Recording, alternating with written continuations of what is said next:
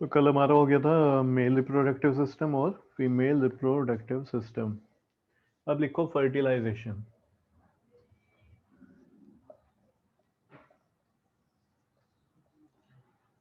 Fertilisation हम पहले भी लिख चुके हैं, ठीक है। तब हमने क्या लिखा था, when male and female gamete fuses, ठीक है। तो उसी प्रोसेस को हम क्या बोलते थे, फर्टिलाइजेशन। अब थोड़ा सा हम इसको इलेबोरेट करके लिखेंगे क्योंकि अब थोड़ा हम पढ़ चुके हैं मेल और फीमेल रिप्रोडक्टिव सिस्टम के बारे में। तो इसमें लिखना शुरू करो, during during mating, during mating, ठीक है। millions of sperms are millions of sperms are released released into the vagina, released into the vagina, full stop. The sperms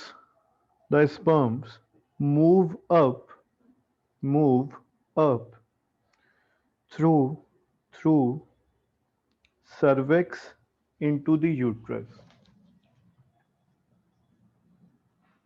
through cervix into the uterus, full stop. from uterus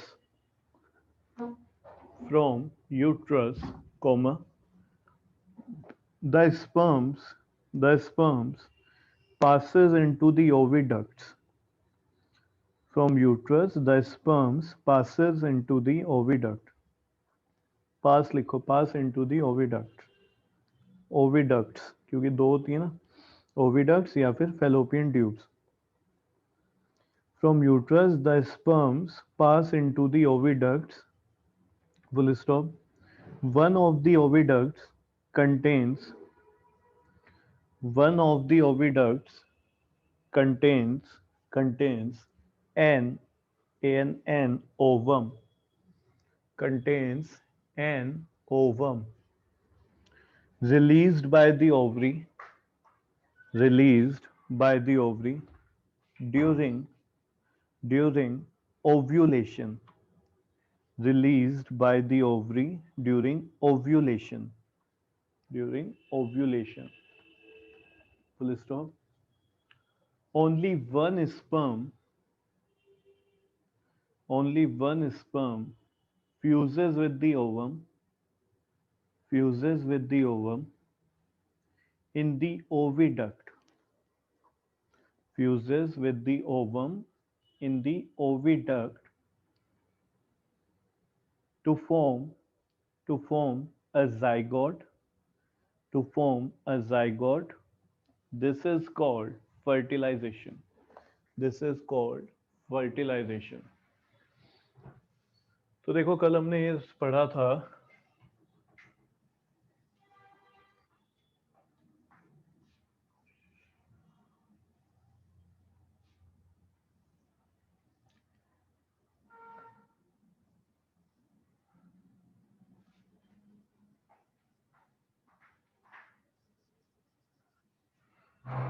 जो ovaries होती हैं, ठीक है, वो ovary क्या release करती हैं एक मंथ में। सपोज करो इस साइड से ओवरी रिलीज करी है तो नेक्स्ट मंथ में दूसरे साइड से जो ओवरी है वो रिलीज करेगी क्या, एग, ठीक है, सिंगल एग, ओवम जिसे हम बोलते हैं। तो ये जब इसको रिलीज करेगी तो वो इसमें किसमें, ओविडक्ट में। यहाँ पे मानो ये है एक एग, वो छोटा सा होता है, हम थोड़ा बड़ा दिखा देते हैं यहाँ पे समझने के लिए। तो जो एग है वो यहाँ पे आ जाएगा किसमें, ओविडक्ट में, और यहाँ पे वो वेट करेगा किसका, स्पर्म का, ठीक है। तो हमने लिखा फर्टिलाइजेशन क्या होता है कि जो ड्यूरिंग मेटिंग यानी कि sexual intercourse millions of sperms जो हैं वो रिलीज होते हैं, ठीक है, through the penis into the vagina. वो ऐसे सर्विक्स से होते हुए, यूट्रस से होते हुए कहाँ पे आ जाएंगे, इधर ओविडक्ट में, ठीक है। मिलियंस ऑफ हैं, कुछ इधर जा रहे होंगे कुछ इधर जा रहे होंगे, इस तरीके से। तो यहाँ पे जब ये स्पर्म आएगा तो ये किसके साथ फ्यूज हो जाएगा, ये फ्यूज हो जाएगा एग के साथ, ठीक है, किसके साथ फ्यूज हो जाएगा, एग के साथ। तो जब ये एग के साथ फ्यूज हो जाएगा तो हम इसको अब क्या बोलेंगे, जाइगोट।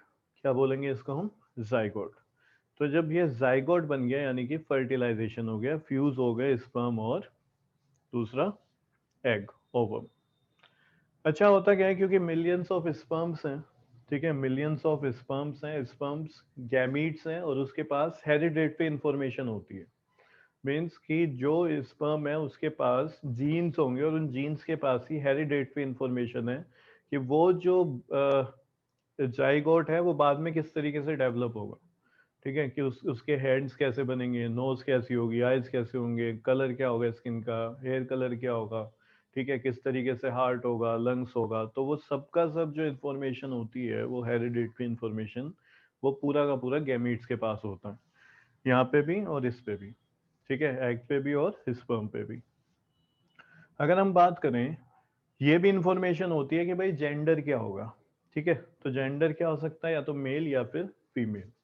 तो जो एग होता है उसके पास जो जीन है वहां पे इंफॉर्मेशन होती है कि जो जेंडर का होता है वहां पे एक्स होता है, ठीक है, हम रिप्रेजेंट कर रहे हैं एक जीन को किससे, एक्स से। जो स्पर्म होते हैं उनके पास दो टाइप के जीन होते हैं, एक एक्स और एक वाई, ठीक है। मानो ये वाला स्पर्म है यहाँ पे, ऐसे बना देता हूँ, ये इसकी टेल हो गई और ये इसका आगे का पोर्शन हो गया, हेड हो गया, ठीक है। अगर ये वाला है, इसके पास क्या है, सपोज करो एक्स है, ठीक है, एग के पास हमेशा क्या होता है, एक्स होता है। दूसरा स्पर्म यहीं पे आ रहा है, बिल्कुल पास में ही है इधर, इसके पास क्या है, वाई, इसके पास क्या हो जाएगा, वाई। तो देखो ये पॉसिबल नहीं है कि एक साथ, ठीक है, एक साथ दो स्पर्म फ्यूज हो जाए। जो भी यहाँ पे सबसे पहले फ्यूज हो जाएगा उसके बाद क्या होता है, केमिकल सेक्रीट हो जाता है एग के अराउंड, जो कि प्रिवेंट कर देता है बाकी जो स्पर्म है उनको फ्यूज होने से। यानी कि जैसे ही उसका हेड एंटर करेगा, ठीक है, ये जो स्पर्म का हेड होता है यहाँ पे क्या होता है, इसमें न्यूक्लियस होता है, ठीक है। जैसे तुमने नर्व सेल पढ़ा होगा, तो नर्व सेल में तुमने देखा है, जो नर्व सेल में आगे वाला पार्ट होता है जिसको सेल बॉडी बोलते हैं, उसके पास न्यूक्लियस होता है। पीछे जो उसका एक्सोन और एक्सोन होता है, ठीक है, नर्व एंडिंग होता है, तो वो एक्सटेंडेड पार्ट होता है, मेन उसका सेल बॉडी होती है। इसी तरीके से जो स्पर्म है उसका यही जो हेड होता है, इसी में क्या होता है, न्यूक्लियस। तो ये जो न्यूक्लियस है स्पर्म का, ये फ्यूज हो जाता है with the nucleus of egg. जैसे ये होता है, ठीक है, तो क्या होगा, ये टेल रह जाती है देखो बाहर, ये तुम्हारी बुक में नहीं है, हल्का सा मैं तुम्हें थोड़ा आइडिया लग जाए किस तरीके से होता है वो बता रहा हूँ। तो जैसे ही ये फ्यूज होता है एग के साथ स्पर्म, ठीक है, तो इसके ये क्या कहता है, सेक्रीट कहता है केमिकल, इसके अराउंड केमिकल आ जाता है, और वो केमिकल प्रिवेंट कर रहा होता है बाकी यहाँ पे जितने भी स्पर्म है, मानो इधर स्पर्म है, इधर से कुछ आ रहे हैं, उन सारे स्पर्म्स को ये जो स्पर्म्स आ रहे हैं उनको ये अब फ्यूज नहीं होगा, ठीक है, प्रिवेंट कर देता है फ्यूजन बाकी। तो यानी कि जैसे ही स्पर्म आएगा, ठीक है, तो सारे स्पर्म दोनों ओविडक्ट की तरफ मूव करने लगेंगे, मिलियंस ऑफ स्पर्म्स होंगे, कुछ के पास एक्स होगा अगर हम बात करें, और कुछ के पास वाई होगा। तो वो डिपेंड करेगा वो कौन सा फ्यूज हुआ है, वो फिर डिसाइड करेगा कि जेंडर क्या होगा। तो हर स्पर्म के पास, हर गैमीट के पास एक पर्टिकुलर इंफॉर्मेशन जाती है। अब वो जो इन्फॉर्मेशन गई है वो कौन सा स्पर्म फ्यूज हुआ है वो उस पर डिपेंड करेगा, और ऐसी एग होता है उसके पास भी इनहेरिटेंट कैरेक्टर्स होते हैं जीन्स की फॉर्म में, ठीक है। तो जो मेल और फीमेल है वो इसी तरीके से इन्हीं पे डिपेंड होता है। एग तो हमेशा एक्स एक्स कैरी कर रहा होता है, ठीक है, अगर कोई यहाँ से एग आया वो भी एक्स होगा, इधर से जो लेके आया वो उसके पास भी जीन एक्स ही होगा। लेकिन जो स्पर्म है उसके पास एक्स और वाई होते हैं, तो आधों के पास एक्स होंगे, आधों के पास वाई होंगे। तो वो कौन सा फ्यूज करा उस पर डिपेंड करेगा कि आगे जेंडर क्या होगा, ठीक है। तो यहाँ पे जाके जैसे ही फ्यूज होता है तो उसके अराउंड केमिकल सेक्रीट होता है, और आगे वो प्रिवेंट कर देता है बाकी किसी स्पर्म के फ्यूजन को, ठीक है। और बाकी जो स्पर्म होते हैं वो फिर डेड हो जाते हैं। तो अब हम यही बात करेंगे कि भाई अगर फर्टिलाइजेशन होता है तो क्या होता है, ठीक है। तो हेडिंग डालो, what happens if the egg is fertilised, what happens if the egg is fertilised, what happens if the egg is fertilised.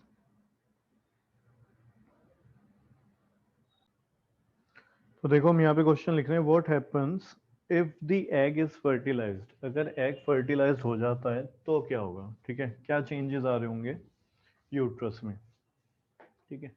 तो ये क्या, देखो यूट्रस है, क्या होता है हमें पता है, जो ओवरी है यहाँ पे एग जो है वो मैच्योर होना शुरू होगा, ठीक है, और मैच्योर होने के बाद एग यहाँ से रिलीज होगा। जिस टाइम एग मैच्योर हो रहा होता है, क्लियर है, उस टाइम पे जो यूट्रस है, यूट्रस में इनर लाइनिंग बननी शुरू हो जाती है, ठीक है, डेवलपमेंट होना शुरू हो जाता है कि इसका इनर लाइनिंग। इनर लाइनिंग क्या है, ये ब्लड वेसल्स होती हैं, ठीक है, जो यूट्रस के अराउंड बननी शुरू हो जाती हैं। क्यों बनती हैं ये, हमें पता है जो ओवरी है फीमेल में, वहाँ पे वो रिलीज कर रही होती है सेक्स हॉर्मोन्स, ठीक है, ऑस्ट्रोजन और प्रोजेस्टेरोन। तो जो ऑस्ट्रोजन है जो वो रिलीज होता है, ठीक है, तो उसी की वजह से जो ये यूट्रस में ये जो वॉल्स हैं, ठीक है, ये क्या है, यूट्रस की वॉल है, ये जो ब्लैक से बनाई हुई है, ठीक है। तो उस हार्मोन जब रिलीज होता है, उस हार्मोन के रिलीज होने से यहाँ पे जो यूट्रस की वॉल है, ठीक है, वहाँ पे ब्लड वेसल्स बननी शुरू हो जाती हैं, क्लियर है, एक इनर लाइनिंग बननी शुरू हो जाती है जिसे हम बोलते हैं inner lining of uterus, clear है। ये क्यों बनती हैं, ये वेट कर रही होती हैं कि जो एग है वो फर्टिलाइज होगा, ठीक है, एग क्या होगा, फर्टिलाइज होगा, यानी कि एग से जाके जो स्पर्म है वो फ्यूज हो जाएगा और एग फर्टिलाइज हो जाएगा, उसको हम बोलेंगे जाइगोट। तो जब वो फ्यूज हो जाएगा, फर्टिलाइजेशन होगा, तो वो यहाँ पे क्या बोलेंगे, इसको हम जाइगोट। लेकिन ये धीरे धीरे क्या होता रहता है, डिवाइड होता रहता है, एक सेल बना, ठीक है, जब एग और स्पर्म फ्यूज हो गए तो वहां पे एक सेल है, क्योंकि न्यूक्लियस ऑफ एग और न्यूक्लियस ऑफ स्पर्म फ्यूज हो जाते हैं, तो यानी कि सेल कितना हुआ, एक। फिर ये सेल डिवाइड होता है, एक से दो, दो से चार, ठीक है, इस तरीके से धीरे धीरे ये क्या बनने शुरू हो जाते हैं, एक सेल बन जाता है, एक बॉल ऑफ सेल बन जाती है, एक छोटी सी बॉल बन जाती है सेल की, ठीक है, जिसको हम बोलते हैं एम्ब्रियो। क्या बोलेंगे, एम्ब्रियो। तो यहीं पे हमें ये एम्ब्रियो बनता हुआ मिल जाएगा इस जगह पे, ओविडक्ट में, ठीक है। ये जो एम्ब्रियो है ये क्या करेगा, ये यूट्रस में आएगा और इस एम्ब्रियो को होना है इम्प्लांट, ठीक है, इम्प्लांट मतलब इसको धंसना होता है। तो ये कहाँ पे जाके इम्प्लांट हो जाएगा, इन यूट्रस वॉल में, ठीक है, जो inner lining of uterus develop हुई है, ये इसीलिए डेवलप हुई है ताकि जो एम्ब्रियो है वो वहां पे जाके इम्प्लांट हो सके, ठीक है। तो ये जो एम्ब्रियो है यहाँ पे आके इम्प्लांट हो जाएगा। इससे पहले क्या होगा, इससे पहले यहाँ पे स्पर्म आ रहे होंगे, ठीक है, मैं थोड़े कम बना रहा हूँ क्योंकि मिलियंस ऑफ स्पर्म्स हैं, कुछ उधर जा रहे होंगे और कुछ इस साइड जा रहे होंगे। तो ये जाके इसके साथ क्या हो जाएगा, फ्यूज हो जाएगा, ठीक है। अब ये धीरे धीरे डिवाइड होता होता मानो फ्यूज हो चुका है, अब ये जो सेल है डिवाइड होगा और इस तरीके से एम्ब्रियो बन जाएगा, एक बॉल बननी शुरू हो जाएगी, ठीक है, हंड्रेड्स ऑफ सेल। सपोज करो यहाँ पे जाके क्या हो गया है, बॉल नीचे आई है और ये यहाँ से आके इधर इम्प्लांट हो गई, ठीक है। ये कब होगा, ये सिर्फ और सिर्फ तभी होगा जब क्या होगा, एग फर्टिलाइज होगा, ठीक है, इम्प्लांटेशन कब होगा, जब एग फर्टिलाइज हो जाएगा। तो इसमें लिखो, after the after the intercourse, ठीक है, after the sexual intercourse, INTERCOURSE, comma, the sperms reach the ovum, the sperms reach the ovum in the oviduct, in the oviduct, and fuses with it, and fuses with it, full stop, sorry, comma, fuses with it. It is called fertilization. It is called fertilization, full stop. The fertilized egg, the fertilized egg, bracket में लिखना zygote, the fertilized egg, bracket में क्या लिखोगे, zygote, develops develops into an embryo, develops into an embryo, full stop. The embryo is a small ball-like structure. The embryo is a small ball-like structure made up of hundreds of cells, made up of hundreds of cells. which which moves which moves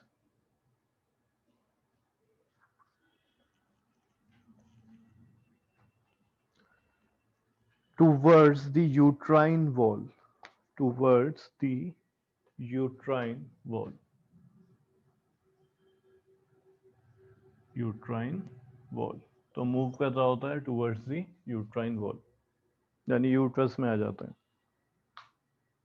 and fixes itself, or and fixes itself, or implants itself on the broad chamber, or implants itself on the broad, BROAD, on the broad chamber, on the uterus wall, on the uterus wall, comma, this is called implantation, this is called implantation. इसे क्या बोलते हैं जी?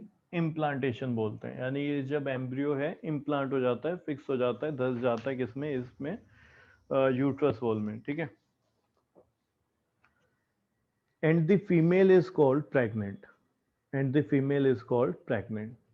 तो जब ये embryo implant हो जाता है तो क्या बोला जाता है कि जो फीमेल है वो यानी कि प्रेग्नेंट हो गई।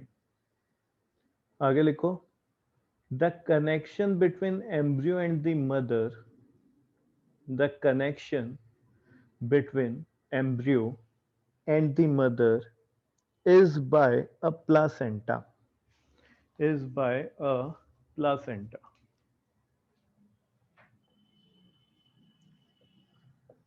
तो जो मदर और एम्ब्रियो के बीच में कनेक्शन यहाँ पे कर रहा है वो कौन होता है? प्लासेंटा। अभी पढ़ेंगे क्या होता है placenta. is by a placenta, full stop। It supplies the nutrition to the developing embryo, it supplies the nutrition to the developing embryo,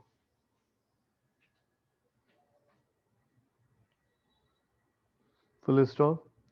It is a disc-like structure.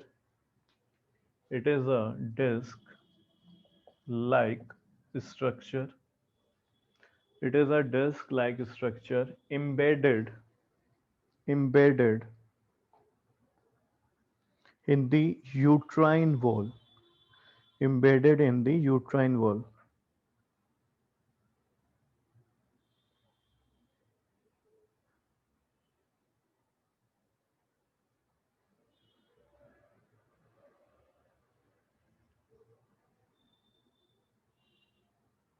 Full stop। आगे लिखो, it has villi on the embryo's side of the tissue। It has villi on the embryos apostrophe s लगा देना embryo में। It has villi on the embryo side of the tissue, full stop। On the mother's side are blood spaces, on the mother's side are blood spaces which surrounding the villi, which surrounded the villi, full stop। This provides this provides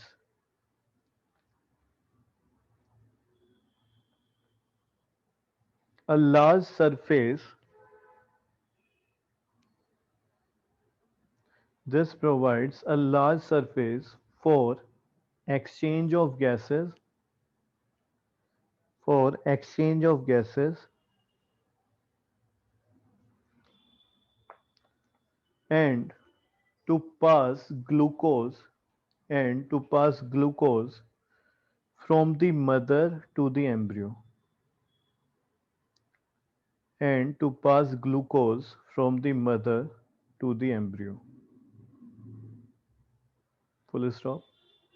next line में लिखो, the waste generated by embryo,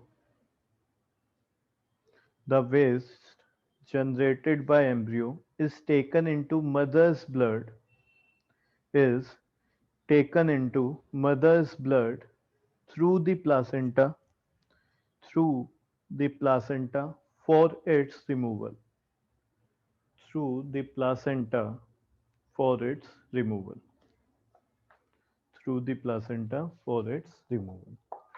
ठीक है, तो देखो क्या लिखा है हमने, अभी इसको समझते हैं। तो हमने ये कहा कि भाई जब एग फर्टिलाइज्ड हो जाएगा यानी स्पर्म जाके इससे फ्यूज हो जाएगा, कितने स्पर्म फ्यूज होंगे जल्दी से बताओ? 1 2 3 4 5 कितने होंगे? So one. 1000। ओए 1000 कैसे हो जाएंगे? सिर्फ एक स्पर्म फ्यूज होता है एग से, ठीक है। तो जो स्पर्म फ्यूज हो जाएगा तभी क्या हो जाएगा, इसके अराउंड क्या बन जाएगा, ये रिलीज करेगा एक केमिकल, उसकी वजह से जो बाकी स्पर्म है वो प्रिवेंट हो जाएंगे इससे फ्यूज होने से। ये अब डिवाइड होता रहेगा, ठीक है, डिवाइड होता रहेगा और हंड्रेड्स ऑफ सेल एक की एक बॉल बन जाएगी छोटी सी, उसे हम बोलते हैं एम्ब्रियो। एम्ब्रियो फिर यहाँ से मूव करता है, ये कहाँ पे अभी वो ओविडक्ट मूव करता है वो यूट्रस की साइड, और यूट्रस में पहले से ही, ठीक है, यूट्रस अपने आप को प्रिपेयर करता है हमेशा कि कोई एक फर्टिलाइज्ड एग उसके पास आएगा और उस फर्टिलाइज्ड सॉरी उस एम्ब्रियो उसके पास आएगा, उस एम्ब्रियो को उसे क्या करना है, इम्प्लांट करना है, ठीक है।